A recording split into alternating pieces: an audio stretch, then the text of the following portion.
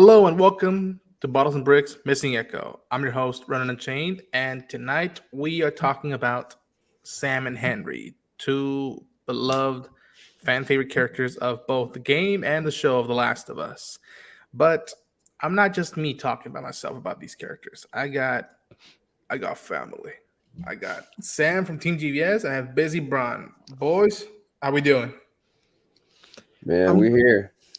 yeah, I mean, I'm excited, but at the same time, I mean, this is a very depressing topic. So I mean, we might as well just get it done, right? Yeah. Rip off the band-aid. Um, Folks, this conversation we're gonna have is for those who have played the game and also watched the show. So I highly recommend before you go any further is try to attempt to do one or the other, specifically probably the show because that's the most recent thing we're watching and discussing about.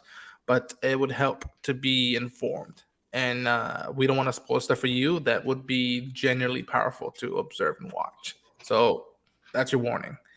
Um, Okay, so these fellas, their journeys are different in mediums, but their impact is just as equal and powerful, and both are presented.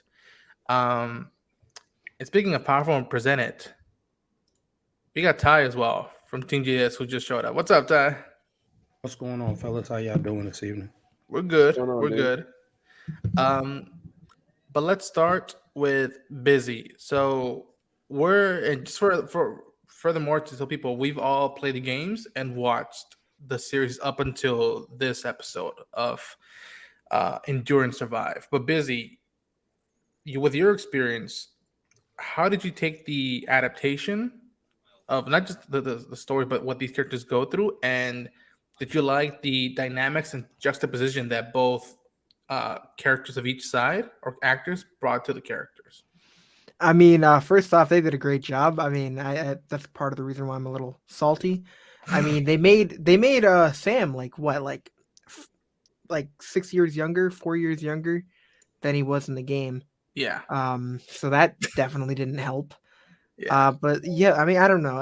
It was brutal to watch. I thought the casting for Henry was just amazing. I mean, I don't know how much better it could have gotten, but I mean, they did a really good job with that. I mean, both of them. I mean, they just killed it in their roles. But it was knowing where it was going to end up. It yes, was a hard watch, because it's like you start off with seeing them, you get excited, but then you remember what's going to happen, so you just kind of like shrink down a little bit, and then when it finally happened, I was just I couldn't really fathom what I watched, even though I knew it was coming. I mean, after experiencing it, you mean we've all, I mean, I played the game more than once, so I knew it was coming, but they still yeah. managed to break me. So yeah, screw them. Yes. What what Kevion Woodard and Lamar Johnson do with these characters, um, it's that gut punch thing where Craig has told us that even if you play the game, you're gonna have surprises for you. And if you haven't played the game, grab some tissues and hug someone if you can. Um, in doing that, Sam, they switch some stuff around, but you get more of the layer, the themes of what Neo and Bruce Straley did from the get go with the first game, which is like, listen, there's antagonists, but there's nobody is all good and nobody's all bad. There's gray areas to them. And I liked that even Joel's trepidations with joining these two of okay, they're collaborators, or at least Henry's a collaborator, and now he feels like, all right, I have there's another kid in the midst, and I don't, I could barely manage Ellie. Now I have to couple with these kids. I'm like, I don't know about that. Did you like the surprises that we got for us who knew what was coming? I loved it. I loved it because the end of the last episode kind of was like, oh, a jaw dropper. Like, got a kid with the gun in Joel's face, and they already got the drop on Ellie. And it's like, Joel. Joel is gonna be, Joel, and he's not gonna take no mess from nobody. But what was interesting is he kind of let his guard down enough to hear Henry out. to see Ellie start to connect. And in the game, it's kind of like when we meet Henry and Sam, it's like, okay, these are really interesting characters. Like, you know, they'd be really interesting to add to the mix of this story arc. But with this, I was like, they fit perfectly. It fit like a glove. It to the point that you're like, you have somebody in Sam that Ellie can mentor, right? Like she's connecting with them. Because this whole entire time, Joel has been trying to get her to open up to something. And she's finally opening up to this kid. And it's a beautiful thing to see. But even deeper than that, like Joel's confiding in this kid, Henry, because he's having to face his own demons. Like Henry's like, I'm not a good person. I did XYZ for my brother. And yeah, you can justify it, but I know it's not right. And I know you also had a kid too. And so you know what this is about. Yeah. And so it was kind of like in my head for even more than in the game, I was like, man, like I really want them to live. Like they would fit perfectly with these other two. Like I don't know what happens down the line, but I found myself falling deeper in love with them the way that they wrote them in this. And I know we're gonna go down the road of talking about their tragedy. But another thing that's a big nugget is how they changed Sam. Like not only is he younger, but he's deaf. Yeah. So it's like it adds a whole different layer to this. Like I think the other thing about this episode is we started out the first half of the episode with just them. And so we were able to just spend time with them and seeing, you know, why Sam loves superheroes. We're seeing why Henry is doing the things that he's doing. And also the fact that he's kind of a pacifist. Like he doesn't want to shoot anybody. He doesn't want to hurt anybody. He's never done it before. So it's just so different than the game because that wasn't the impression I got from Henry. And also I didn't get enough time to really see Sam open up to be a kid. Like I knew he was a kid, but he was also Ellie's age, so he was kind of a little bit jaded a little bit as well. It's just different, but I liked it. I really did like it. Right on. Ty, I was with you when we watched it. We all, I think the three of us, we cried and we needed a break. There's one of my most, again, it's fucked up. One of my most proud moments that I captured on tape was like you saying, "Hey man, this non-spoiler review is gonna be fucked up, so let's just get it over with." Which means how much we care about these characters. And again, they're hinted at, they're teased in the last episode, but this episode we get them for just one episode, and yet even if you never knew the games or the characters, you could spawn off like what would happen if that went about this way.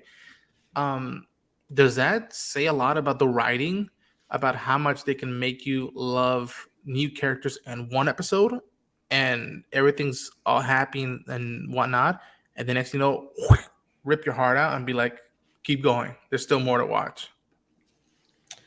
So, yes, I think it does speak a lot to the writing of, I wouldn't even say the writing of the series, the HBO series, but even the writing of the game. Yes. Because this is pulled from the game. You know, Sam and Henry are part of the game.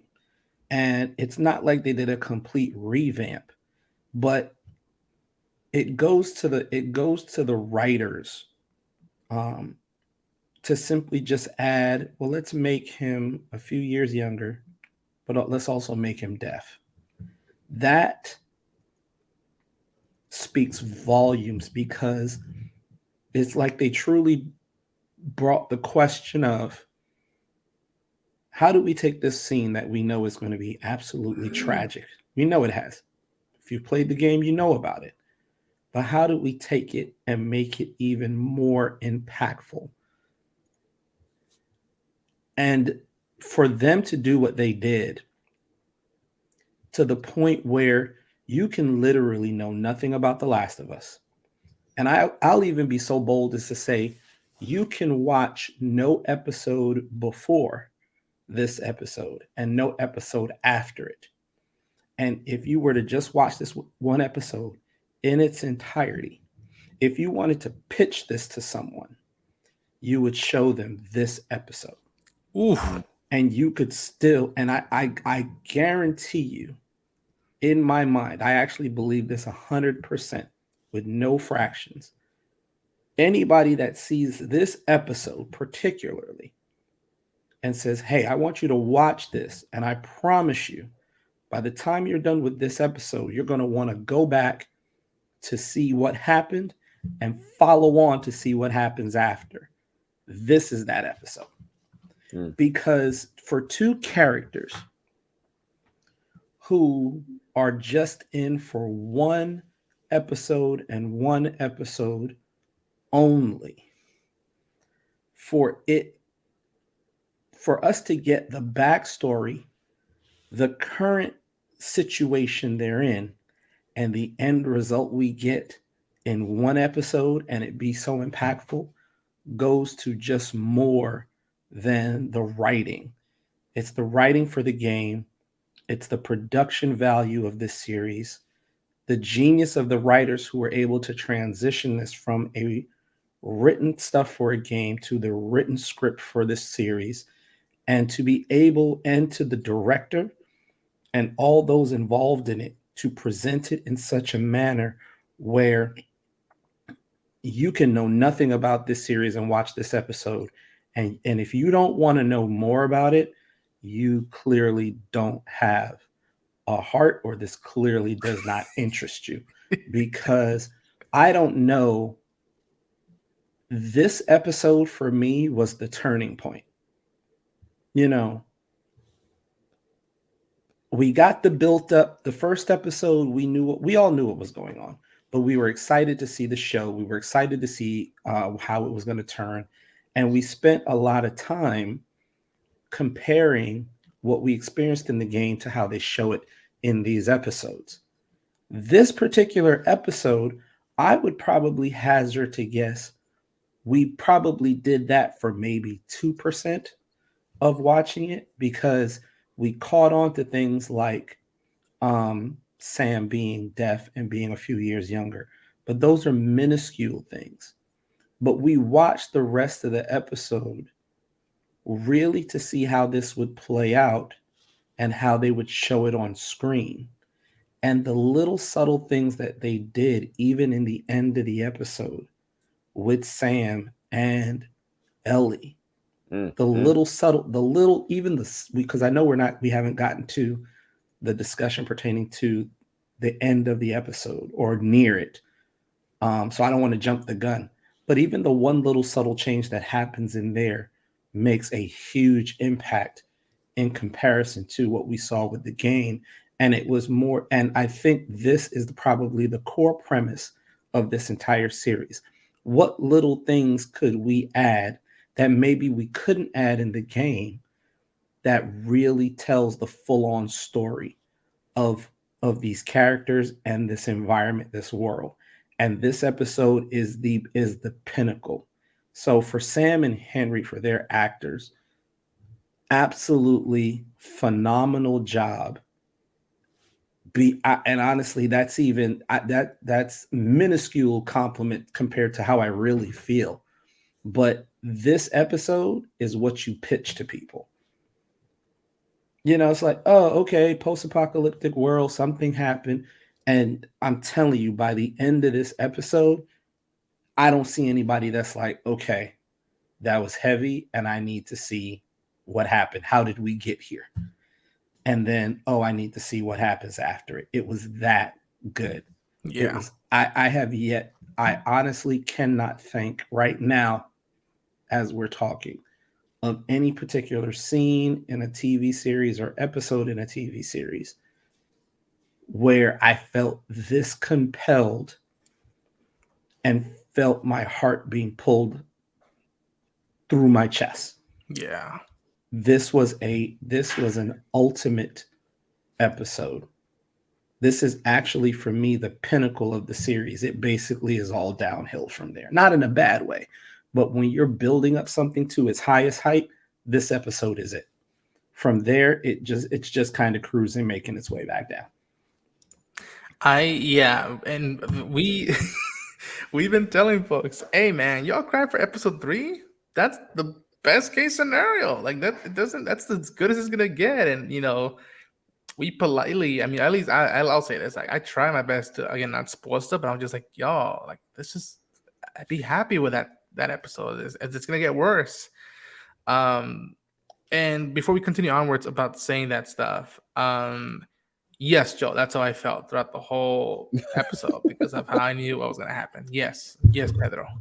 But before we go any further, we've talked about what Kevion Woodard and Lamar Johnson said, but I want to give a shout out to Najee Jeter and Brandon Scott. I mean, we don't get to care about these characters without what those two did in the game, and with the little dialogue and little time the time we spent with them, they did a lot of heavy lifting. So shout out to Najee and Brandon. Like we we missed what you guys did, but I believe Kevion and Lamar honored what you did and either elevated or continue and took the mantle to the nth degree. So shout out to them too. So yes, that ending, dude. It was just a twisting of the knife, like the false hope, but also in false hope, it shows who Ellie is. She talks all this stuff, is reading nudie mags and whatnot, but she's willing to help people that way again. And we talked about a lot of how she has this craving for violence with the gun and the knife, but like you flip it and like she's still a little girl and has taken a liking to this kid as a friend or a little brother, if you will, which is again very fascinating in the dynamics from the game, because in the game I took it as Sam has a crush on her and even lies of his age, and Henry's like, oh yeah, you're that old, and he's like, shut up. But I love that in her trying to help him, you can read it so many ways. That's what Bella did brilliantly to compliment what Kevion and Lamar was doing about like, are people still people when they turn into monsters, and asking her to stay awake. And these folks, that's what I've been telling people. Like, this is HBO, and this is the guy who made Chernobyl. He's willing to and I can't see folks saying, why not? Like the one word I've been hearing people say after that episode was bleak. Like that definition of that word, it should have screenshots of that ending to show that's how bleak it can get. And what Lamar does, it's so, again, it honors so much of the game, but it shows you how instantly and subconsciously his mechanisms go in this world, where he has to, not by choice, but like he has to stop his brother from hurting an innocent girl who's alive. And it just so happens that he realizes that it is his brother who he just shot. And it's just him saying, what did I do? Which is different from the game. He tells that Joel, it's your fault. It's all your fault that this happened. And you, as someone who's an older brother, this hit home. And I can only imagine what Joel was going through his mind, that like, I have a brother I'm looking for, and I just saw these two siblings meet their fate. Can you guys imagine being a fly on the days they were shooting this? Just being a fly on set and be like, how did this shit go down? What do you like besides what we talked about already in the roundtable at TeamJVS's channel, split reviews? Is there anything new you guys want to talk about that scene? Because it's sad and but it is the Last of Us outbreak world. I mean, I think the biggest elephant in the room is there was no right way of dealing with it. I mean, I can never fault that young man for not being able to mentally handle that. Like, and that's not me condoning his action. I think there's always another way. I like nobody is deserving of losing their life. But what happened for him in less than like 15 seconds, he went from excited to take his younger brother on with these people that are possibly keep them alive for years to come.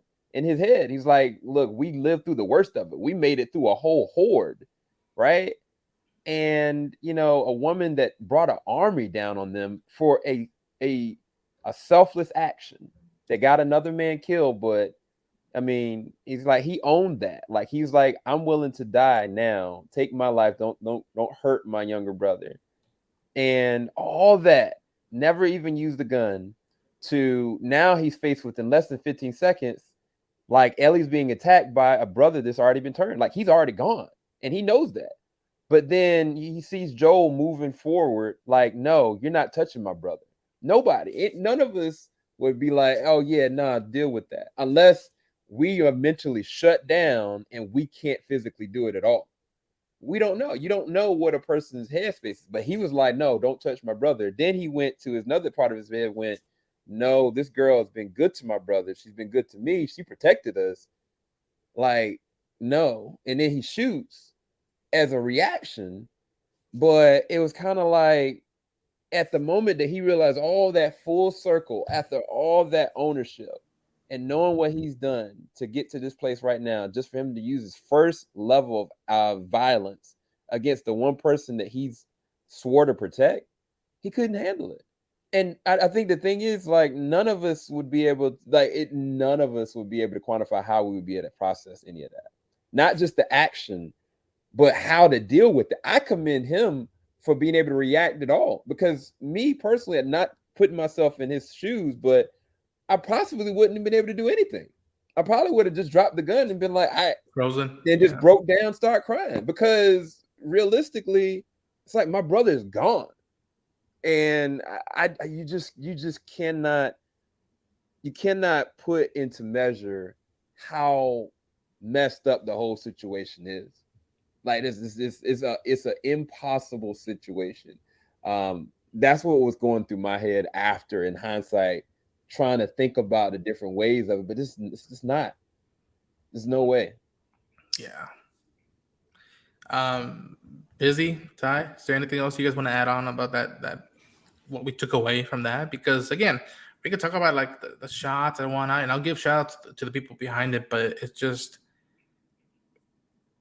you see sort of what Kathleen was saying about like kids die all the time, and how it revolves about how she went out in the episode, and also what comes about with Sam and Henry. And folks, we left something out that I should have brought up, but like, I'm gonna bring it up now. The big thing about Sam, that it wasn't that he was deaf. He had leukemia. So there was that thing about destiny and fate and what he was gonna go through, and what Henry did about his way to alter the future of him and whatnot, and just seeing whether this is a cycle, if it was meant to happen or whatnot.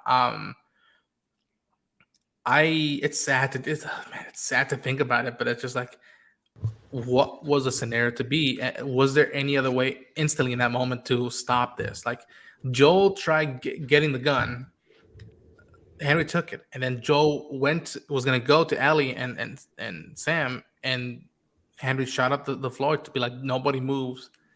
Was it appropriate that it was Henry to do it, or was there another? I asked myself so many times that I'm like, what could they have done that would not have gotten the other two infected? Because Ellie, and it's another tragic thing, she talks to him. She says, hey, but Sam can't hear it.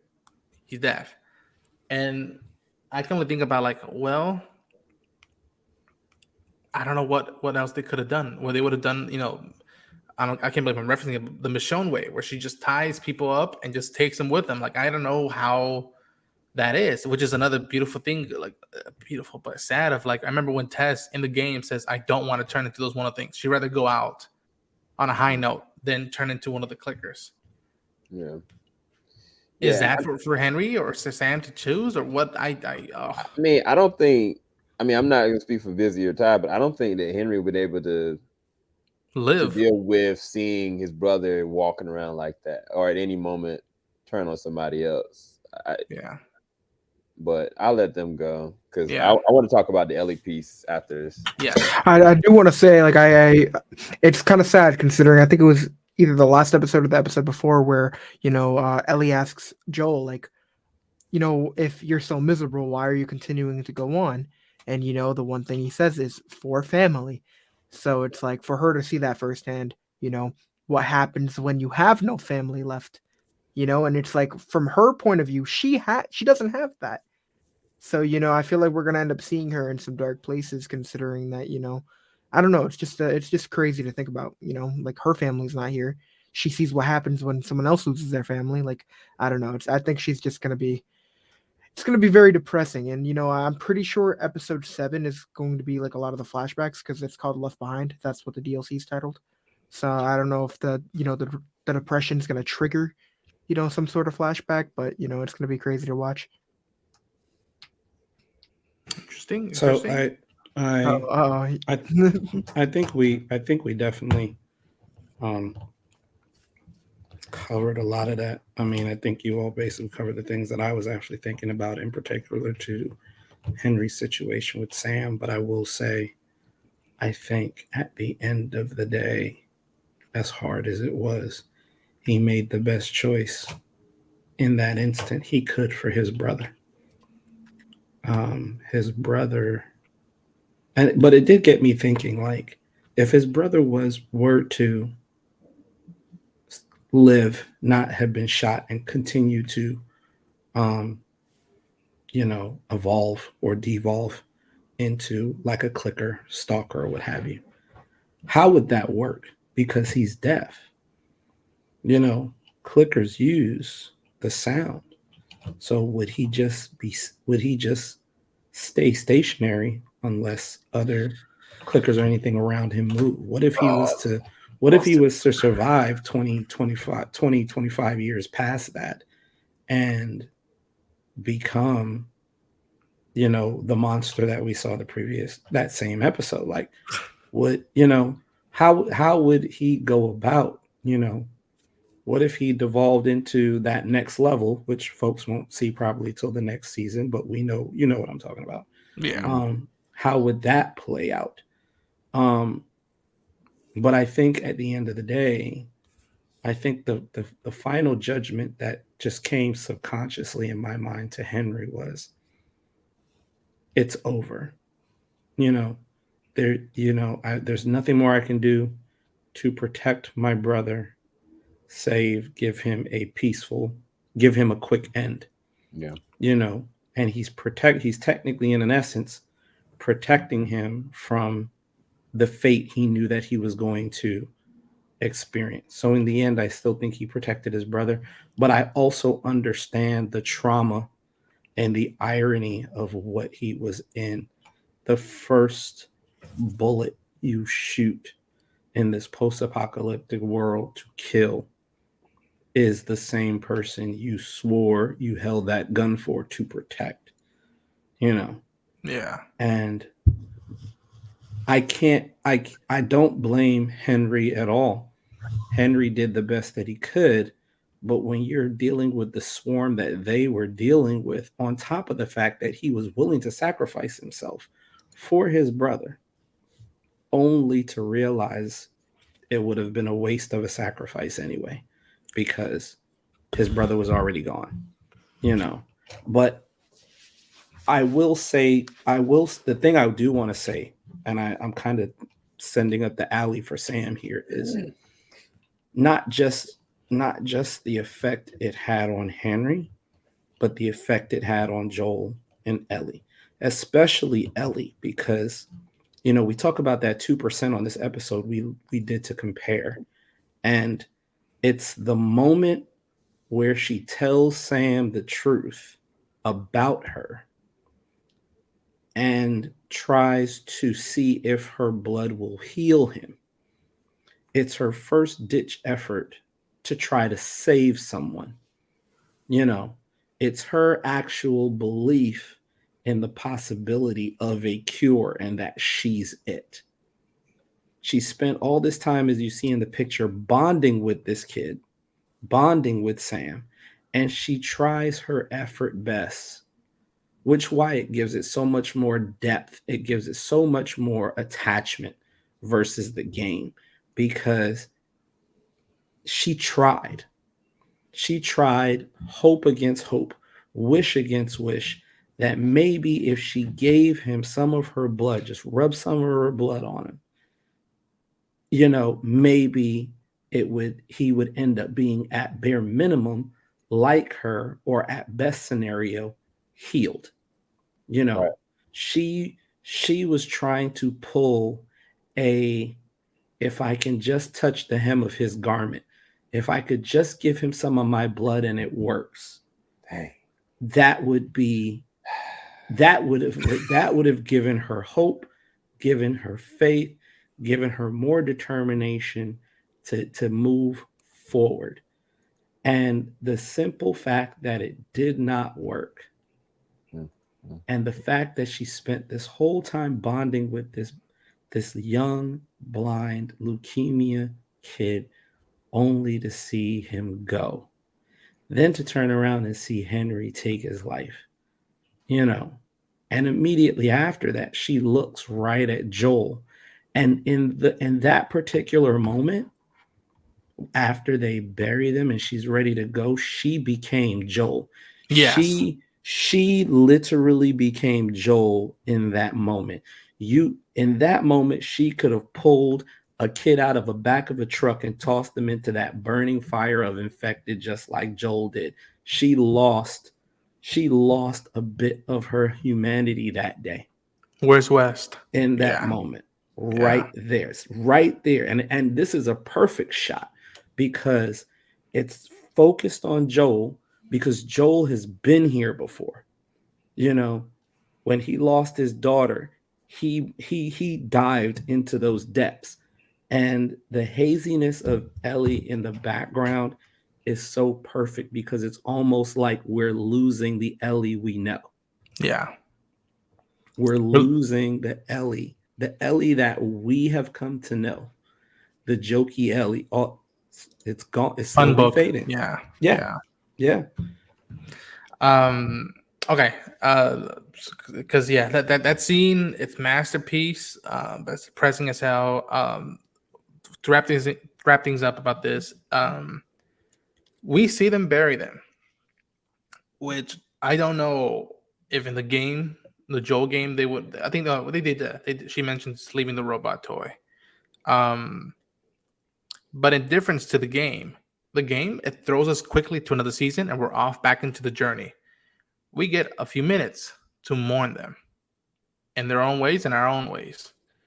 And even in comparisons to the game where Sam is asking her, "Is there a heaven?" or something like that afterwards. After all this, is there anything else? And she just shrugs, like she doesn't believe in that, and sort of denies him the hope he was looking for.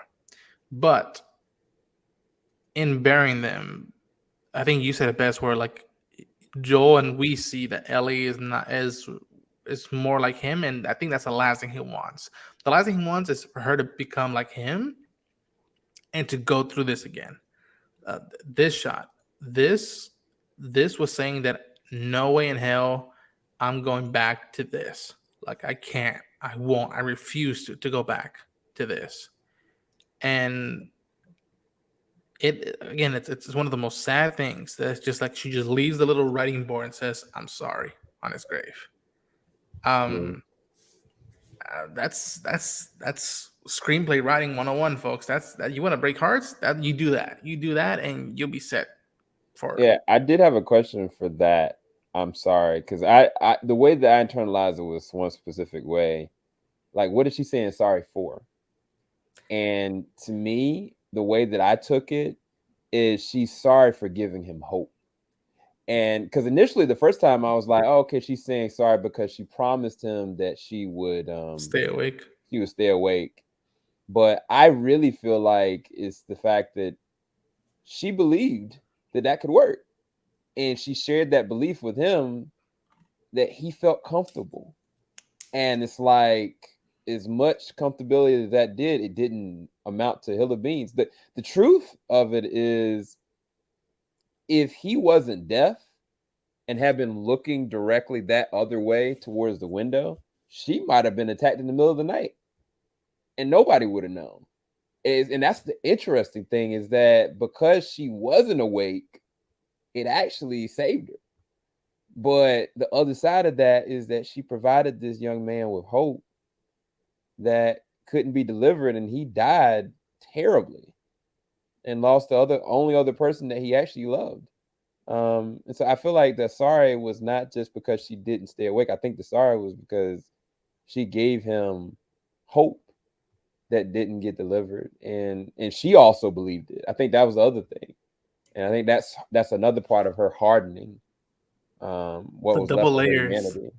double Yeah. meaning that those things have, and you could take it either way, or it's both Yeah. ways. Yep. And even I love moments where she just drops Joel's jacket and backpack next to him. Doesn't give it to him, just drops it and be like, "Here's your stuff." Yeah, this is one thing where I'm like, I was so happy that we didn't just jump to the future. No, let's stay in that moment. Just say goodbye to Sam and Henry in our own way. And with that, I'm gonna folks, You're that's gonna a have to good cut out a thing. lot of that. Yeah, folks, if you saw a big jump cut and us laughing, tune in and stay with us in the channel, and you'll see why. Because we bring up something interesting that is a good what if and paradox, if you will, of like, if this butterfly effect would not have gone down this way, what would have happened down this way? But we're gonna leave it at that because I don't looking for exactly. Jedi yeah. Mind. Yeah. This is Yeah, not the Biles spoiler and you're bricks looking after for. hours. Yeah, Right. exactly. This is Running not the the same pace spoiler on you're looking everybody. for. This is not the spoiler you're looking for. And before we go any further, and getting emotional thinking about this damn episode and these characters that we love so much, I want to thank Sam, Ty, and Busy for joining me to just talk about them and celebrate them as we move forward in this journey. Of course. Busy, where can people find you? YouTube and TikTok at BIZZYBRON. Oh, and Twitter and Instagram everywhere. Yeah, basically. Yeah. Beautiful. Ty, what about you? Instagram and Twitter at Ty Knitting, as you see there on the screen. Nice. Samuel? Man, you can find me in my dreams. I'm about to be knocked out. You can find me find Sam in the back of his eyelids. And in Team JVS, we're pretty much everywhere on TikTok, we're on Instagram, we're on Twitter, but I'm also on all those things as well. If you look at Super SEL 0320, you can follow me anywhere as well, individually. Nice. And I'm your host, Run Unchained. You can follow me on Twitter and on YouTube. With partnering up with Team JVS, and I believe Busy is doing this as well. All four of us are covering this show on a weekly basis. We're dropping non-spoiler reviews on Sam's channel. I believe Busy is dropping his reactions on his channel. Yes, sir. I'm dropping my spoiler talks immediately right after watching it and reactions on my channel. And because this show has Pedro Pascal, I say stay tuned with the channel because a lot of Star Wars good is going to be coming our ways. So, yes. And it's not Boba Fett either. Oh, man. We're not going to go there. No. All I'm going to say to you folks is what I've been saying to you, and I will continue saying after this, which is to the edge of the new universe and back. Endure and survive.